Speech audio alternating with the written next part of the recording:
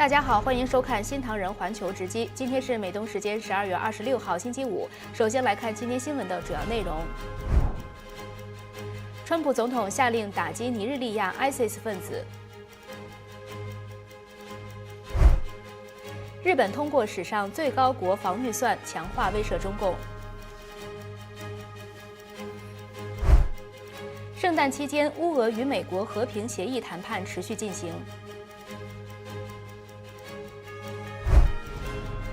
美国海军退役中校表示，川普级新型战列舰将非常强大。南京博物院监守自盗曝光，专家分析背后利益链。神院成立20周年，美国首都华盛顿市长祝贺。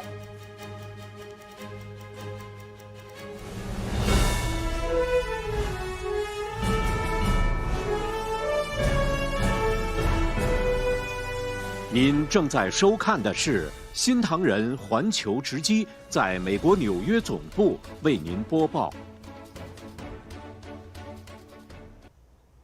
美国总统川普在周四圣诞节的当天表示，已经下令对尼日利亚伊斯兰国恐怖分子发动致命袭击。他警告恐怖分子，如果继续迫害基督徒，将会付出更多代价。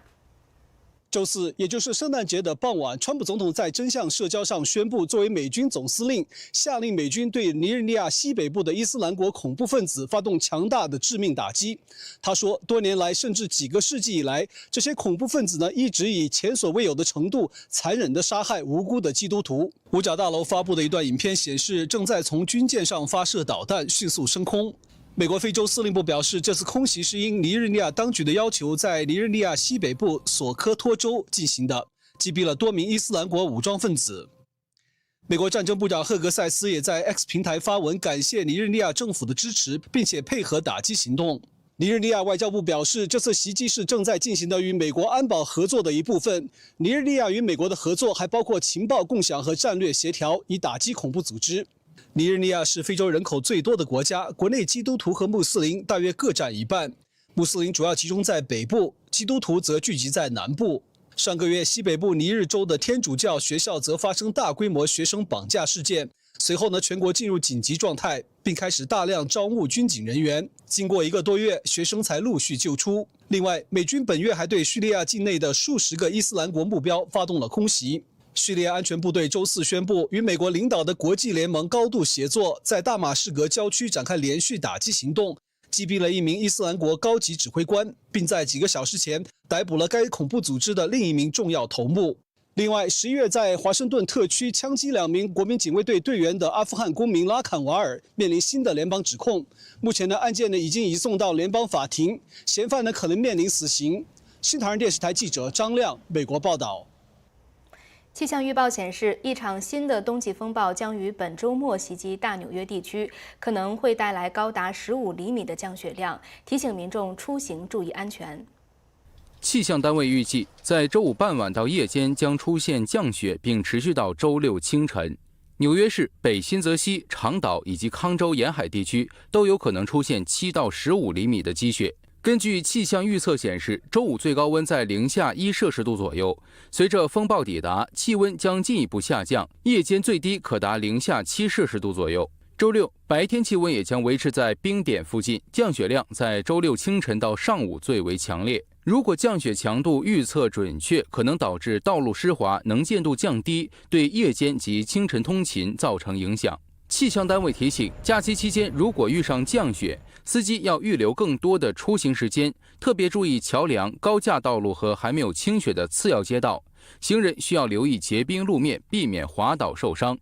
另外，大纽约地区在周日还可能迎来降雨。下周随着气温回升，部分积雪可能融化，局部洼地可能出现积水。气象单位呼吁纽约地区居民提前做好防寒与交通准备，以确保节后周末出行安全。新唐人电视台实习记者应翔综合报道。美国南加州在圣诞节当天遭遇创纪录的大暴雨，带来的洪水目前已经造成3人死亡，包括一名警长。他的助理在湿滑的路面上车辆失控发生撞车。洛杉矶市长巴斯周三宣布进入紧急状态，并发布强烈降雨警报和撤离令。虽然在圣诞节早晨天空稍微放晴，但是周四下午到晚间又有一波降雨。另外，无人驾驶服务 Waymo 周四再一次暂停在旧金山湾区的无人驾驶出租服务，上次暂停是在20号，因为临时停电，造成一些无人驾驶车辆在道路上瘫痪。近日，美国移民和海关执法局在加州逮捕了100多名非法移民卡车司机，他们涉嫌从事各类犯罪活动，目前已经被拘留，等待移民程序。一场名为“公路哨兵”的逮捕行动圆满结束。美国移民和海关执法局周二报告，在加州各地的高速公路上抓捕了101名非法移民卡车司机，并严重打击了中北加州的货运公司。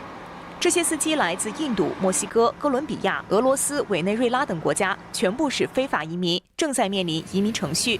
而被突击的货运公司涉嫌从事犯罪活动，包括人口走私、劳工贩运、毒品贩运以及货物盗窃等。联邦当局批评这些非法移民本不应该拿到卡车驾照，但加州允许他们申请上路，导致了一系列致命车祸。今年早些时候，一名持有加州核发卡车驾照的印度公民在佛州高速公路上试图非法掉头，结果导致发生严重车祸，3人死亡。调查官员证实，这名司机的英语和道路标志考试都不合格，但加州和华盛顿州却颁发给他卡车驾照，最终伤及美国人的生命。受此影响，联邦加强了对卡车司机的审查，尤其在加州。国土安全调查局官员表示，南加州拥有全美最繁忙的2大港口，每天有无数货物发往全美各地，因此必须保障卡车司机完全遵守法律，保护道路安全。在加州行动的同时，印第安纳州、纽约州和俄克拉荷马州也展开了类似行动，逮捕了200多名持有卡车驾照的非法移民卡车司机。新唐人电视台记者李佳音，加州报道。美国总统川普推进结束俄乌战争，周五得到了莫斯科方面的回应。克里姆林宫表示，普京同意继续和美国对话。乌克兰总统泽连斯基表示，周四在和美方代表进行了谈判后，有了新的想法。周五，克里姆林宫发言人德米特里·佩斯科夫表示，俄罗斯总统普京同意和美国就结束俄乌战争继续对话。После того, как Кирилл Дмитриев доложил президенту об итогах своей поездки в Америку, об итогах своих контактов с американцами, эта информация была проанализирована. И, собственно, вот по поручению президента Путина состоялся контакт между представителями администрации России и Соединенных Штатов. Условлено продолжать диалог. 美乌双方也在周四进行了谈判。Сьогодні ж практично годину говорили з представниками президента Сполучених Штатів Америки. Ми говорили зі Стівом Віткофом та Джаредом Кушнером. І це була справді хороша розмова, багато деталей. Є хороші ідеї, ми їх обговорили. Є деякі наші нові ідеї, як наблизити реальний мир. І це стосується форматів, це стосується зустрічей, безумовно, таймінгу. 乌克兰总统泽连斯基表示，部分文件已经准备就绪，但一些敏感问题还将继续完善，未来几周可能会非常紧张。另一方面，在圣诞节期间，俄乌双方仍然持续交火。乌克兰空军周四称，俄罗斯在平安夜向乌克兰发射了131架各种类型的无人机。乌克兰南部城市科尔松、北部城市切尔尼戈夫以及奥德赛的部分居民楼、市场和港口等基础设施遭到破坏，造成至少3人死亡，数十人受伤。乌克兰击毁了106架俄军无人机。乌军则在圣诞节当天用英国的风暴阴影导弹击毁了俄罗斯南部罗斯托夫地区的一家炼油厂。新唐人电视台记者唐丽、池晓综合报道。周日，日本警方接获报案，位于静冈县三岛市的一家汽车轮胎工厂发生持刀伤人事件，警方当场逮捕了一名男性嫌犯。当地时间周五下午4点半左右，日本静冈县三岛市警方接获报案，横滨橡胶公司三岛工厂有人持刀刺伤5、6个人，并喷洒液体。警方随即赶赴现场，同时出动大量警车和救护车，工厂周边也拉起了封锁线。据共同社报道，嫌犯自称是小山雅贵，住在三岛市，现年38岁。警方当场依现行犯杀人未遂将其逮捕，正在厘清犯罪动机和事发经过。消防部门表示，这起事件共有15人受伤，其中8人被刀刺伤，送医治疗，另外7名伤者被泼洒漂白水，所有人都意识清楚。新唐人电视台记者李梅、刘芳综合报道。周五，日本政府确定了2026年度总预算案，规模高达122兆日元，其中防卫费用突破9兆日元，创下历史新高。这笔国防预算的核心项目是为了因应台湾有事，部署无人机，强化海岸防卫系统，建立多层次沿岸防卫网。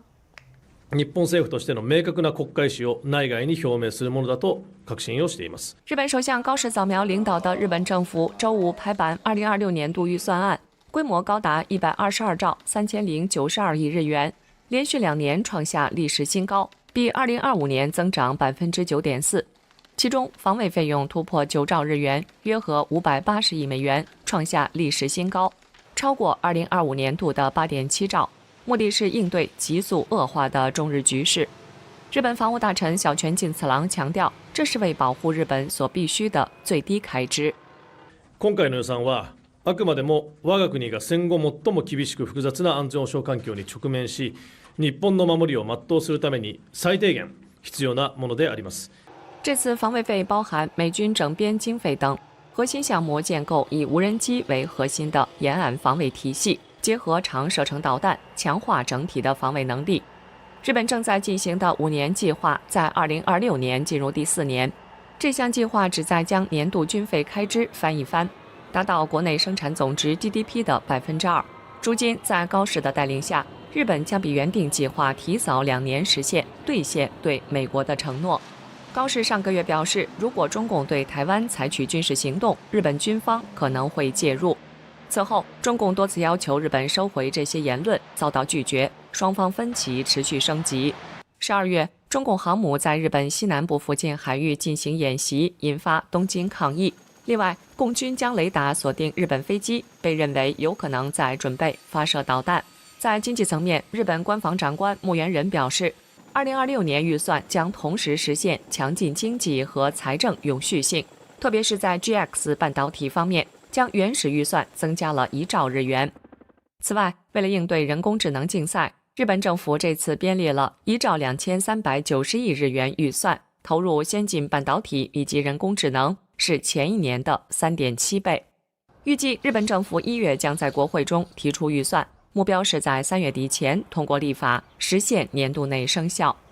新唐人电视台记者安琪、江迪亚综合报道。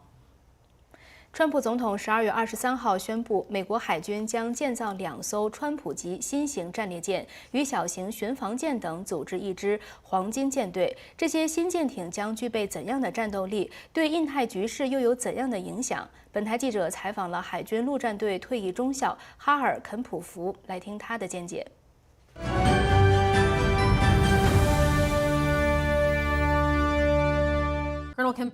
坎普佛中校，节日快乐！欢迎参与我们的节目。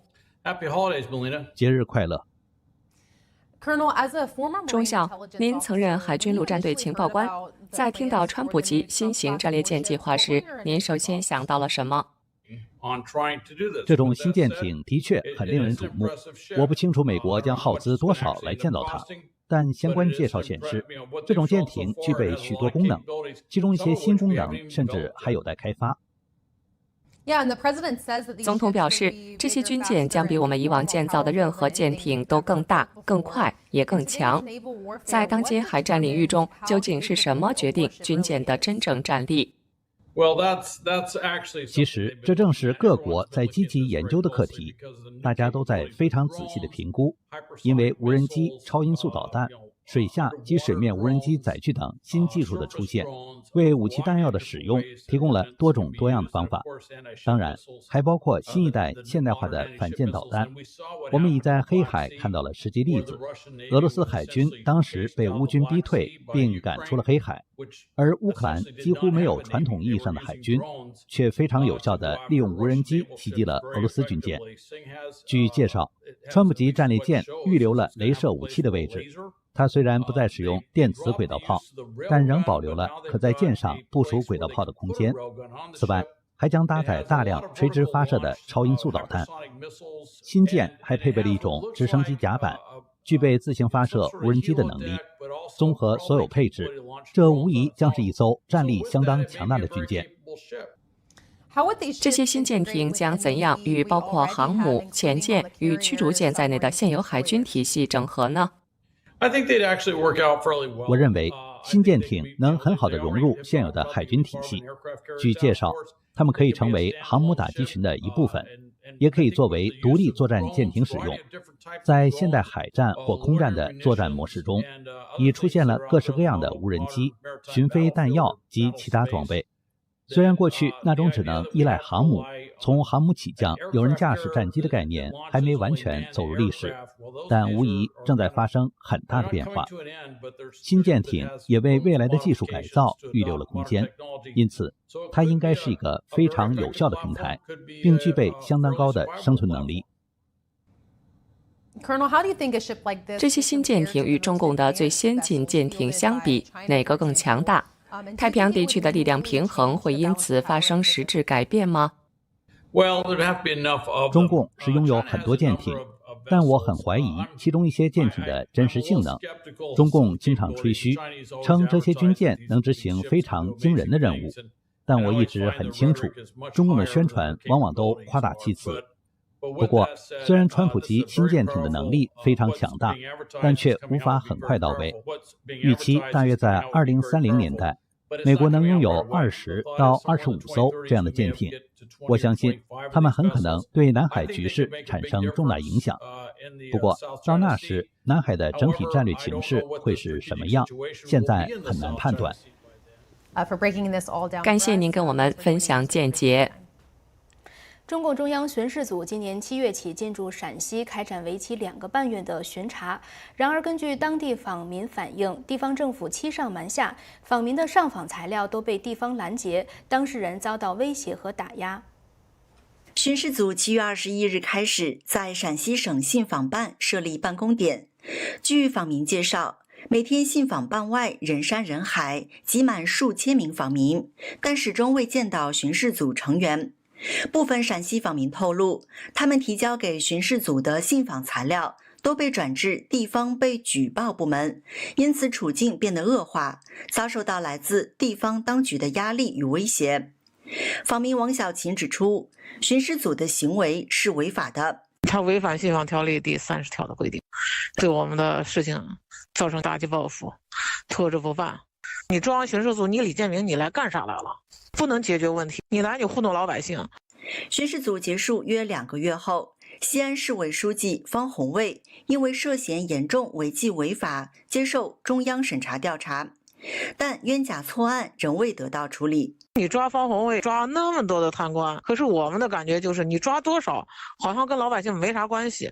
不是说把方红卫抓了，方红卫压的那些案子就有所进展，没有。那你们这是给谁做戏了？你们是依法治国吗？近日，部分访民又联名寄信给全国政协、中央纪律检查委员会、政法委等部门，要求彻查陕西省公检法系统存在的腐败问题，但至今未获得回应。访民李启红替妹妹维权的举报材料也被转移至被举报单位蓝田县公安局，且遭到拒绝处理。中央巡视组程序上违法，我们告的是蓝田县公安局，他就把材料就转给被告，按照法律程序他应该回批，转给被告呢只能受到打击报复。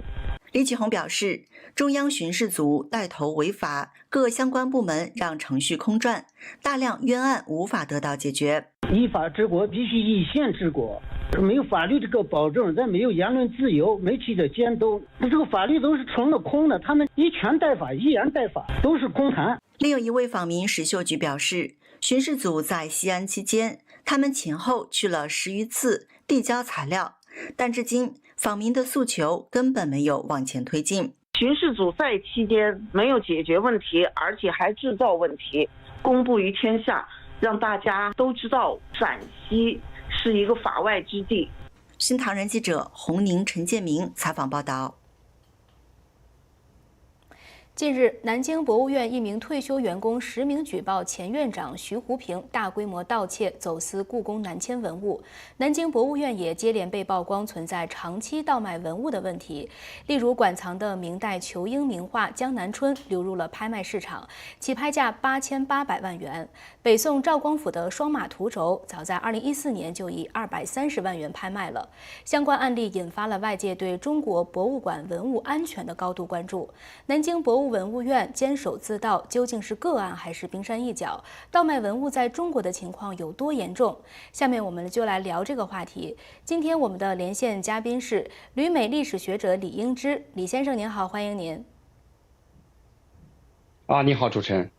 您好，首先想请问，就是根据您的了解，南京博物院文物监守自盗这个事情是孤立的，还是说具有普遍性的？盗卖文物的情况目前在中国有多严重？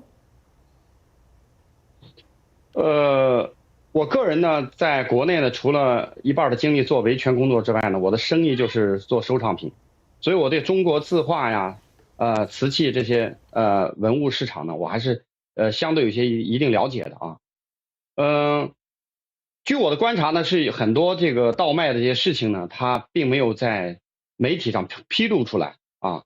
我个人认为呢，它不应该是普遍存在的，但是呢，有些地方呢相当严重的啊。我就知道有一年呢，在媒体上报道的这个广州呢，像广州美术学院的它博物馆里面，就是有一个他的老师把这个里面的真的张大千等人的这些字画呢，他就用仿品把它替代了啊。另外就是在北京有一个国有的这个拍卖公司啊，名气也比较大的，前段时间呢，它是这个前2年就是它停摆啊。实际上里面传闻也是传出了里面有严重的这个文物的这个盗卖啊，这种就是低价呀就出手这个造成国有资产损失的这个现象啊，这是我的看法。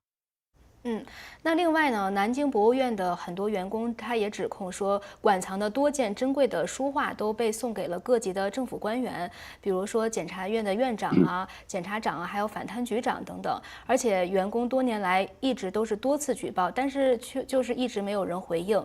那如今就是当局这次抓了这个前院长，您觉得这是真的要管了吗？这一次？这个事情呢，就是相当严重了啊。我们看到媒体的报道，实际上信息就是说，这个员工呢有多个员工，有的员工的多年多次举报，最近呢这个事情因为在媒体上披露出来了，所以他呢就不得不重视了。但是呢，他的难度在于，就是我看到的信息就是他们把这个字画的这个行贿给检察院长呀，什么这个都是官员。如果他这个事情追究下去呢，他会涉及到很多人啊，因为他是比较难办的。中国的事情就在于呢，如果媒体没有披露啊，这个报道这些事情，包括民间的，这个政府呢，他就睁一眼闭一眼就按住了啊。那么现在这个情况会怎么样？关键我觉得还是说舆论的关注能多高，能有多大的持续，能多坚持，才能使这个事情呢继续推进啊。另外就是中国这些事情呢，我个人看就是说，中国呢是党国不分的啊。这个共产党是属于中国的吗？还是中国属于共产党的？实际上呢，这个国家呢在属于共产党，所以呢导致好多财产呢是这个国有资产呢和共产党呢是就是难以这样区分的。有些东西是共产党，就是说是国有资产，实际上是共产党的，所以关键在他这个党国体制。我的观点啊，就是所以在这种党国体制下，国家真正属于国家所有的财产不能够得到很好的保护啊。文物这方面也存在这个问题。还有呢，就是因为这件事情，许多的中国网友已经开始反思了，甚至他们就会不再觉得说中国的文物收藏在外国是一个国耻的，就是感觉是一个国耻，然后反而还要感激，比如像大英博物馆这样的机构，可以妥善的保管了中国的文物，起码至少不会被卖掉，可以让后人还可以看到。就是这样的舆论的一个转变，实在是非常令人唏嘘。就是您觉得，为什么中国文物流落到海外反而能够得到保护？那么保护文物的真正的意义又是什么呢？我觉得网友这些说法的心情呢可以理解啊，但是我个人呢，就是说，我个人从情感上我不赞同这种观点的，就是，确实在中国过去在战乱的这些年代里，就是中国好多文物流失在国外，在国外的大英博物馆在很多地方保存，反而保存好了，对吧？那么在中国国内的这个文物的损害，这100多年来大家都看到，尤其在战乱时间，就是说在清末是吧，民国时期这个国家很混乱，好多的盗卖文物的非常严重啊。我个人呢，在05年到达过瑞士的时候，在瑞士日内瓦的一个私人博物馆里，就看到了很多中国那个瓷器保存的非常好，像新这样的。就确实像瑞士，它是个和平的国家，它没有发生过战乱，保存的非常好。这个呢，客观上确实中国一些文物在过去的年代的流落到海外，它得到了保护，对吧？我们看到文化大革命的时候，中国国内破四旧，这个文物损害非常严重，确实让人非常痛心啊。那么客观上呢，放在流到的海外反而保护住了，这确实是客观事实。但是今天呢，毕竟中国呢是一个统一的国家，一个独立的国家，这个经济各方面也比较强大。它虽然存在文物盗卖的问题，有些文物它也不让流失到海外。另外呢，这个保护这方面呢，要比这个战乱的年代要好得多的。我们从个人的情感上，当然希望这些文物呢留在中国，因为这些文物本来是出自中国的。就像埃及的好多文物，它放在大英博物馆，它也希望回到埃及啊。所以说，我觉得情感上我们还是希望它能回到中国。当然，我们也希望这个中国这个政权呢发生这个变化，是一个民主化的国家，对吧？我们更好的保护自己的财产，但是确实最终希望文物呢回到这个在中国保存啊，这是从民族情感上讲。好的，非常感谢您的分析，也谢谢您可以加入我们今天的连线，谢谢。好的，谢谢主持人，谢谢。我们再来关注中国的其他重要新闻。中国房地产市场低迷，12月24号，北京发布楼市新政，放宽非京籍家庭购买条件，多子女家庭可以多买房。但是房屋中介业者并不看好楼市。自去年9月30号以来，北京已经3度出台松绑楼市政策，但是房价仍然持续下跌。12月24日，北京市当局通知放宽非京籍家庭购房条件，一是将非京籍家庭购买5环内商品住房的社保或个税缴纳年限由现行的3年调减为2年，购买5环外商品住房的由现行的2年调减为1年。二是2孩以上的多子女家庭可在5环内多购买1套商品住房。京籍多子女家庭可购买3套房，非京籍多子女家庭可购买2套房。同时，银行在房贷利率上不再区分首套住房和2套住房，2套房公积金贷款首付比例从30%降到25%。北京房屋中介披露，自去年9月30日以来，北京已3度出台政策，对楼市进行松绑，仍止不住房价下跌的趋势。去年930的那个政策就是5改2、5改3，今年的这个政策是3改2、2改1。11月底的时候，二手房的均价42600，去年930的时候，这个数值是48600，降幅大概在15%左右。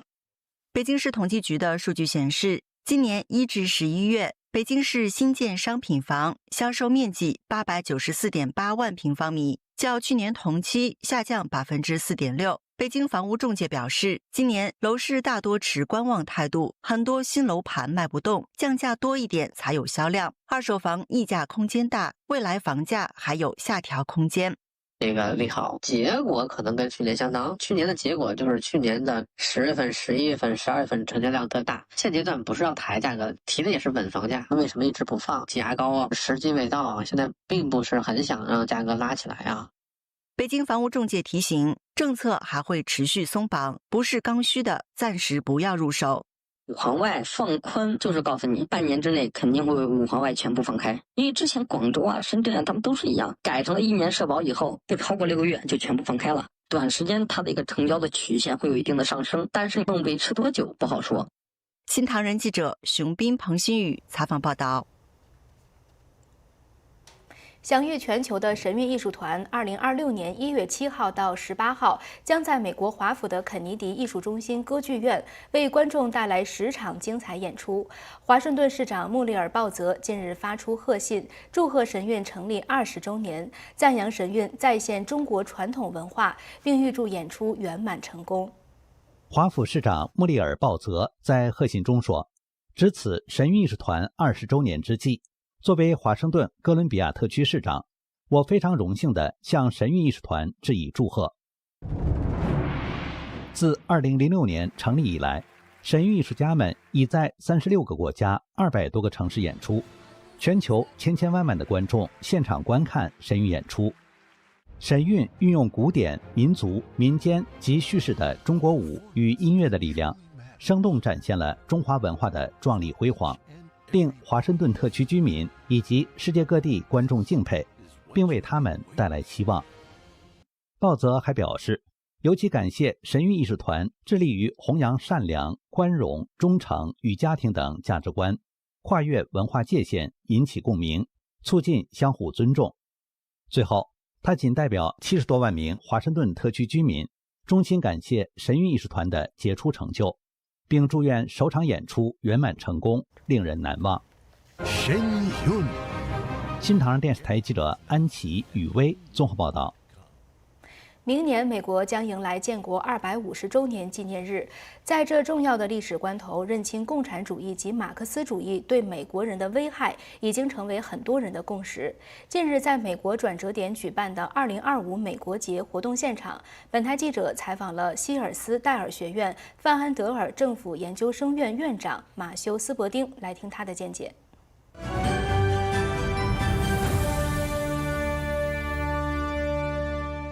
希尔斯戴尔学院以坚守传统教育和培养公民意识闻名。放眼当今美国的整体教育环境，您最担心的是什么？其实，我对当今教育界更深的担忧是更深层的道德堕落。这主要反映在以所谓的知识来否定真理上。当更多人接受这种认识时，就带来非常严重的问题。这不只涉及教育，完全是一种意识形态的灌输。我认为，对抗道德堕落最有效的方法就是重拾真理。而我们在目前的教育运动中，确实看到了宗教的复兴，年轻人对信仰的热情也在回升。尽管我在目前这些糟糕的教育体系中看到了那种道德堕落，但人们在家庭中、在传统教育里、在生活的环境的方方面面，也都表现出一种对认清事物真相的渴望。正是在这些地方，这些思想种子将带来对最重要理念的复兴。这种复兴来得更有深度、更重要，展现出人们对道德真理的认同与追寻。而只有追寻真理，才能让人明白自己是谁，应如何对待人生。这种理念深深扎根于西方文明，也是我们希望守护的核心。斯伯丁教授，您的见解令人鼓舞，感谢分享。谢谢。广告之后，您将看到。还在野推总统弹劾案，明年5月19号表决。民进党批评自相矛盾。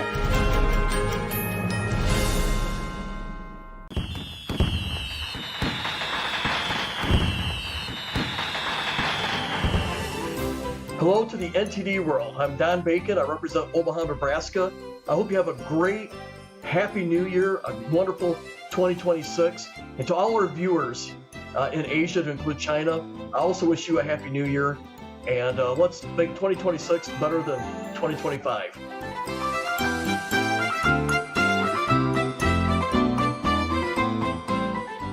看着他们健康是我最大的满足。为工作奔波的先生要维持好的体力。面对考试的压力，孩子需要好的记忆力。年迈的父母需要提高免疫力，才能对抗疾病。为了家人的健康，我选择普瑞堂玄宝黑参。普瑞堂玄宝黑参能够增强人体的免疫功能，深入滋补身体。坚持选用6年根高丽参，遵循东医保健的传统手工制法，9次蒸煮与曝晒，大幅提升抗癌人参皂苷含量，其含量比红参多出8倍，有效成分人体吸收率高达80%，是红参的6倍，抗癌降血糖的效果更显著。上等的滋补品，老少咸宜，四季皆宜。普瑞堂玄宝黑参，献给最爱的人。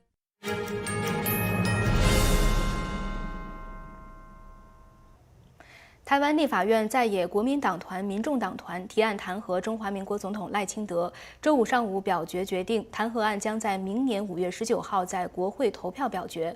对此，民进党发言人批评蓝白党团的年度总预算案自相矛盾。台湾立法院表决弹劾总统提案，民进党立委高喊要审预算，不过人数不敌在野，蓝白两党最终联手通过提案。他3读通过的法律不执行，以及总统跟总统他又搞出一个不附属等等的这些状况，其实这才是严重的违宪。这一次赖清德侵犯宪法秩序，就应该透过弹劾程序来追究他的责任。弹劾案预定明年5月19号投票，1月举办2场公听会，并安排赖清德到国会说明。只是弹劾案门槛高，需要全体2/3立委同意，也因此立委质疑在野明知弹劾无法通过，仍要借机政治炒作。只要要侮辱赖清德总统，就要创这弹劾，弹劾你若早未过，硬要武，简单就是乱。台湾为了这个代志咧乱，上上欢喜。恁的祖国上欢喜啦，恁的中央上欢喜啦，恁的阿强啊上欢喜啦。立法院会同一天提案谴责5位大法官，因为宪法法庭判决宪诉法部分条文无效，引发在野立委不满，将谴责案逕付2读。民进党立委则认为是多数暴力、流氓政治，恐怕影响人民权利。新唐人有台电视黄亮简、刘姿莹，台湾台北报道。周五，中华民国行政院会通过《两岸人民关系条例》草案，规定立法委员赴中国大陆需经许可，公务员赴大陆也要全面采取许可制。草案还增订曾任正副总统、国安会咨询委员等职务者，禁止出席中共举办的妨害国家尊严的活动。陆委会主委邱垂正表示，中共对台湾的敌意有增无减，敦促立法院尽快通过草案修法。中华民国行政院会26号通过《台湾地区与大陆地区人民关系条例》部分条文修正草案，纳入立委赴中国大陆需经许可，公务员赴中也改全面许可制。中共扩大对于我们基层人员的接触，特别是具有公教及军警背景的人员，极易成为中共所接触。我们为了保护我们的公务同仁，维护他们赴陆，避免受到渗透、统战。好，那么我们必须提醒赴陆的风险以及应注意事项，有必要加强完善公务人员赴陆的规范。草案也规定，民选公职人员赴中接触中共党政军，返台后需将时间、地点、事由、过程公开揭露。如果没有提供或提供不实，处新台币2万元以上10万元以下罚锾。因为立委本身问政会经常这个熟悉我们国家安全利益相关机密，如果没有把它完整的纳入，我们就没办法很完善的做一个这个赴陆管制人员的这些强化这个措施，形成漏洞。不是说不能去，但是去了之后必须要能够透明，也才能够对国人交代。只是当时立法的时候呢，没有把民意代表定进去，是一个法规的疏漏。所以现在把这个补回去，然后呢加强我们的国家安全，我认为是重要的。无聊的法案，你们觉得立委附中不用报备的原因是什么？宪政机关5个院，只有立法院本身没有制定出本身的人员附中需要报备的规定，理师求诸野啊。那么立法院自己不定，人家要帮你定，这也是立法院自己找的。草案同时增订，曾任总统、副总统、中央3级机关以上首长或领有月退除给予之校级军官，禁止出席中共举办倡议消灭或矮化我国主权之活动，违者停止或剥夺月退除给予，无月退者处新台币200万元以上1000万元以下罚锾。西塔伦亚的电视黄亮简、曾一豪、姚汉宇台北综合报道。再来关心韩国独立检察组周五就前总统尹锡悦发布戒严令相关案件，向法院求处10年有期徒刑。法院预计在明年1月16号宣判，这将成为尹锡悦多起案件中的第一项判决。周五，首尔中央地方法院开庭审理前总统尹锡悦相关案件。南韩独立检察组就尹锡悦涉嫌妨害特殊公务执行、职权滥用及妨害权力行使等罪名，向法院求处10年有期徒刑。尹锡悦身穿深蓝色西装出庭，全程听取检方求刑意见，这也是独检组首次针对其案件提出具体刑期。韩国前总统尹锡悦因去年12月3号的戒严令风波，于今年1月遭到逮捕，3月一度获释，7月再被羁押。周五上午，法院外聚集不少支持者迎接尹锡悦，他们高喊口号，表达对求处重刑的不满，并质疑审判程序不公，呼吁国民关注。法院预计在2026年1月16号宣判，该日期也接近尹锡悦居留期限期满，这将是他所面临到7项起诉案中的第一个判决结果，被视为后续内乱罪等重大案件的风向球。内乱罪案件正由另一个合议庭审理，预计在明年2月一审宣判。此外，正在接受审判的南韩前第一夫人金建熙，本月初也遭到检方求处总计15年的有期徒刑。新唐人亚太电视叶恩杰编译。巴西前总统博索纳罗周四在医院发表声明，支持他的儿子参议员弗拉维奥·博索纳罗参选2026年总统大选。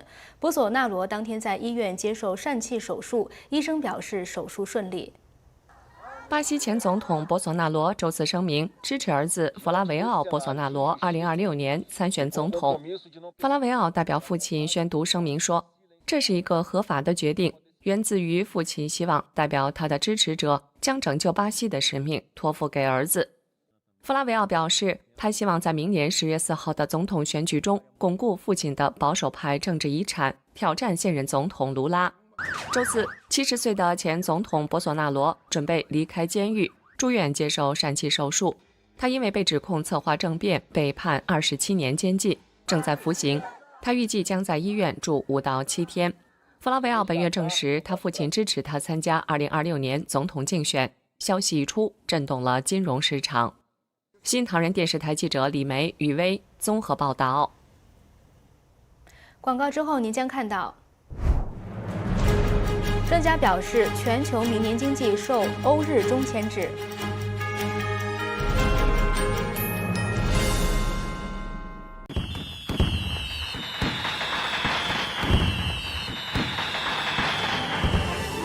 Hello, I'm Senator Todd Young, U.S. Senator from the state of Indiana. To all of our freedom-loving Chinese viewers of NTD, I want to wish you the happiest of years ahead.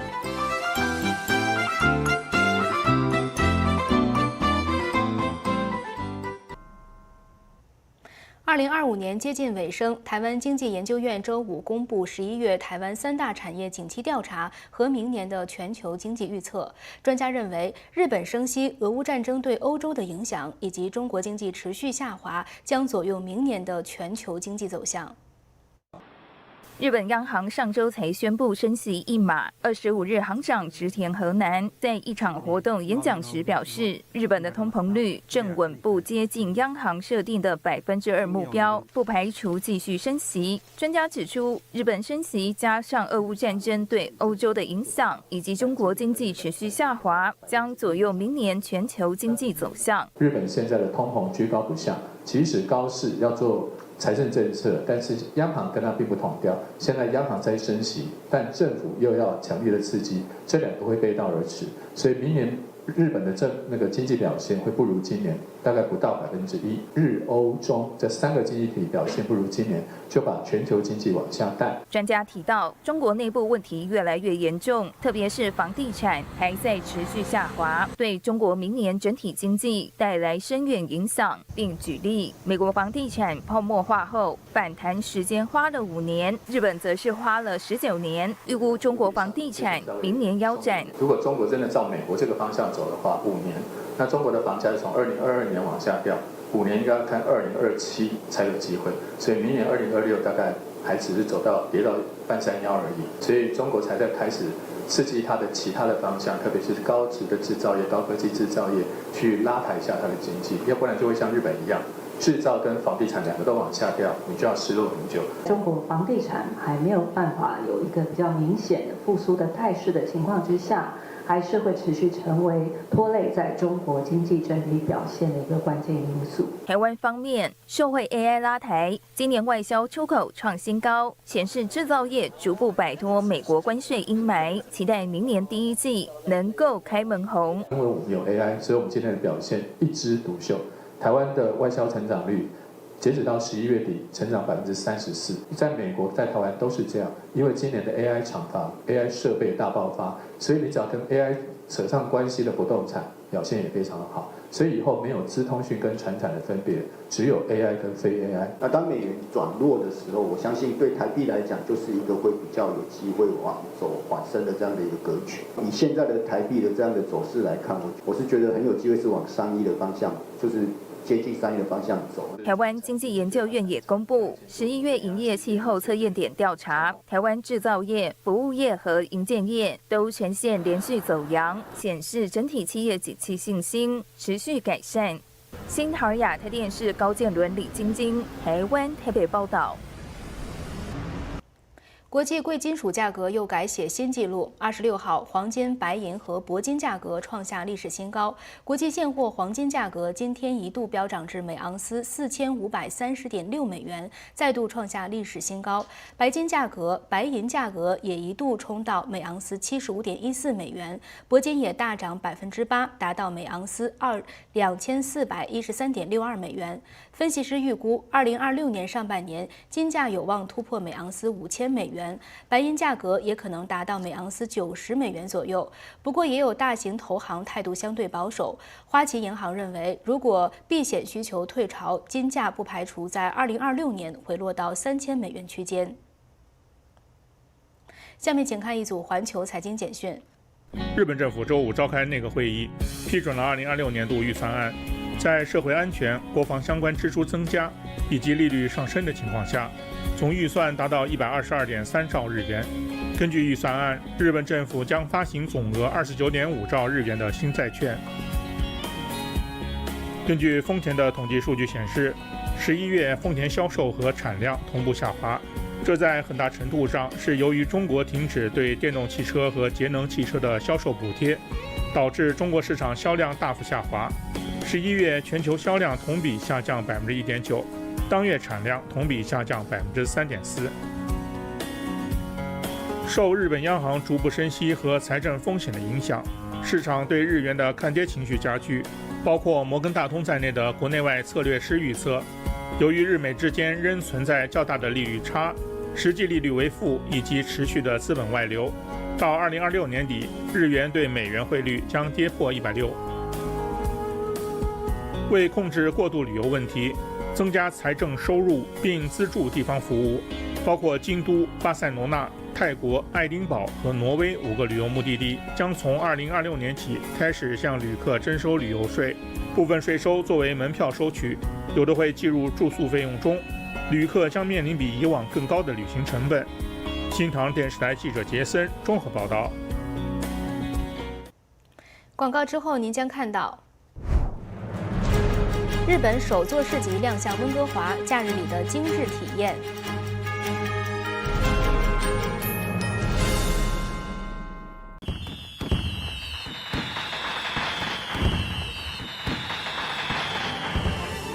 Hi, I'm Parm Baines, the Member of Parliament for Richmond East Easton. I'm wishing all of the viewers of NTD a Happy New Year.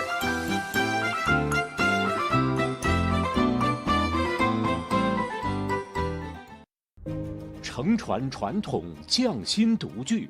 普瑞堂玄宝黑参，精选韩国优质高丽参，历经2260天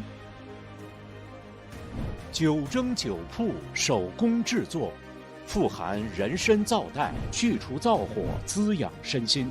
普瑞堂玄宝黑参再现生命活力，立即订购，请访问普瑞堂.com。加拿大温哥华日前举办了日经工艺博览会，为人们带来了假日的活力和欢乐。来看报道。这项深受喜爱的年度盛事，展示了传统日式的精湛工艺，也带来了更多创意。超过80位本地工匠与美食摊贩，呈现着独一无二的手工制品。A lot of the vendors are either Japanese Canadian, Japanese immigrants, or like to work with Japanese inspiration. We would like people to kind of enjoy elements of Japanese culture in a very accessible way. Everything is very cute. I love all the sakura and matcha things and the crochet. It's very cute. 这一件件精致的手工艺品真是让人眼花缭乱。像我手里这款经典的日本纹样叫做手居，象征着日本人对家庭幸福、吉祥如意的祈愿。Oh, I'm super happy to be here. It's nice to get into the holiday spirit. I specifically love all the pottery. Well, it's good to see things Japanese and how things Japanese are made or interpreted by local people too. 一个个日本玉手看似简单，背后还蕴藏着日本人对神的敬仰和对平安健康的祈愿。Often people will get it from a temple or the family members will make it for each other. It means for a good blessing for the start of the year. I try to carry the traditions that I got from my grandparents. Will make these charms show people around. Yeah, I think a lot of Japanese people who come here would think like it's like super authentic and like they would feel a connection between Japan. Yeah, like the tsuru up there and stuff like that. 人们在欣赏艺术品、时尚装饰、品尝美食、参加文化活动时，亲身体验着日本手作文化的魅力。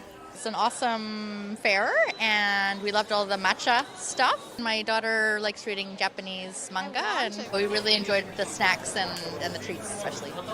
There's some things that definitely take me back to my time living in Japan. It's wonderful to be a part of.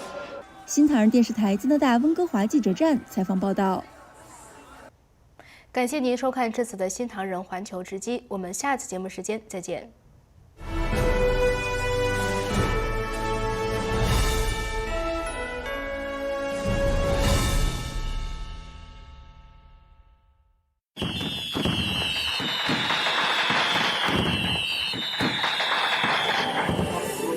各位新唐人电视台的观众朋友，大家好，我是嘉义市议会议长陈之文，很高兴呢，可以在迈进2026年的第一天，与全球电视台的观众朋友一同来祝贺中华民国115年国运昌隆、国泰民安。